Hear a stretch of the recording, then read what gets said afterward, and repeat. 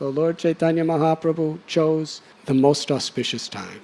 But please understand, my dear devotees, from the point of view of astrology, from the point of view of every other consideration except pure bhakti, it was the most inauspicious time. Lord Chaitanya Mahaprabhu, from the beginning and the end of his pastimes, crashed through all sectarian, mundane, superficial boundaries. Just crashed them to pieces. He couldn't tolerate the conception of judging a person by their birth or by their race or by their educational qualifications or by their wealth. He was looking only for the essence of bhakti. That's all that mattered. Yes, most astrologers would say, being born during eclipse, very inauspicious. But Neelambar Chakravarty said he's waiting for the topmost, supreme, auspicious moment. And it happened to be, by material standards, the most inauspicious moment. Tell me, parents here in Mumbai, how many of you are ready to get your children married during an eclipse?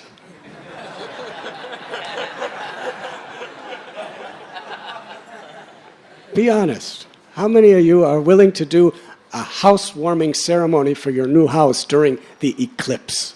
How many of you are willing to cut the garland of your new business at the moment of a lunar eclipse? Nobody. Everyone's hiding during eclipses. So Lord Chaitanya was coming at the most auspicious moment possible. And materially, it was the most inauspicious moment. But he considered it the most auspicious because it was so inauspicious, everyone was chanting the holy names.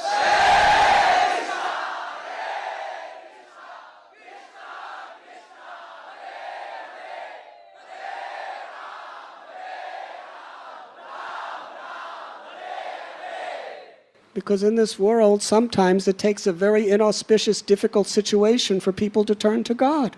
It's very lucky to suffer if in that suffering you turn to God. And it's very unlucky to be very healthy and happy and successful if you don't turn to God. It's inauspicious.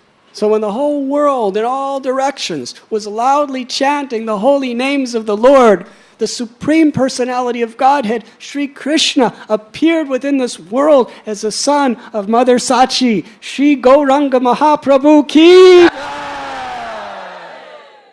And when he appeared, Advaita Acharya and Haridas Thakur, they felt such ecstasy in their hearts, but they didn't know why. They understood something very auspicious is happening. They understood deep, deep in their hearts that our prayer has been fulfilled. And little Nimai, he was so beautiful. Advaita Acharya sent his own wife, Sita Thakurani, to bring gifts to offer the newborn child. And when she saw him, she understood that the same beautiful little cowherd boy, Gopal, has come again in a golden complexion. In the maternity ward near the bank of the Ganges, primary demigods from the heavenly worlds, from the worlds of mystics and yogis, they all descended to this world and disguised themselves as ordinary human beings just to worship the son of Sachi Devi, little baby. Basu Ghosh, he prays. All the three worlds offer prayers unto the lotus feet of the son of Sachi. In Nilachala he holds the conch shell, disc, club, and lotus flower, while in the town of Nadia he holds a sannyasi staff and water pot. Lord Jagannath in Sri Purushottam Dham, he is worshipped by millions and millions and millions of people as the Supreme Personality of Godhead, as the creator, maintainer, and annihilator of all the universes. But now that same Lord Jagannath, Vasudev Ghosh is praying, who is the proprietor of everything, he accepts the role of a sannyasi. Why? Lord Chaitanya Mahaprabhu in Nadia, when he was young, as a man, he was married to Vishnu Priya, who is Lakshmi herself, the goddess of fortune. He had a loving mother, so many, hundreds and hundreds, thousands and thousands of followers who were bringing him so many beautiful gifts. The best life a person could have. He was in the association of the greatest devotees who loved him more than their very life. He was performing Nam Sankirtan practically day and night with those devotees, absorbed in ecstatic love. He was so loved. by millions of people in Navadvip and served by his mother and his wife. But he left it all to accept a danda and a begging pot. Why? For those envious people who were criticizing him and criticizing his devotees. He wanted to reach them, to give them the greatest treasure of Krishna Prema. He was willing to go through great sacrifice. Srila Prabhupada tells us that this is perhaps the greatest sacrifice that was ever made. Some people take sannyas and leave a wife, but not like Vishnupriya. She's the supreme goddess of fortune. Some people break the hearts of their mothers, but there's no mother like Sachi Devi. She was a widow. Her husband died.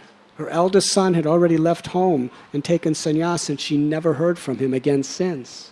Nimai was all there was for her.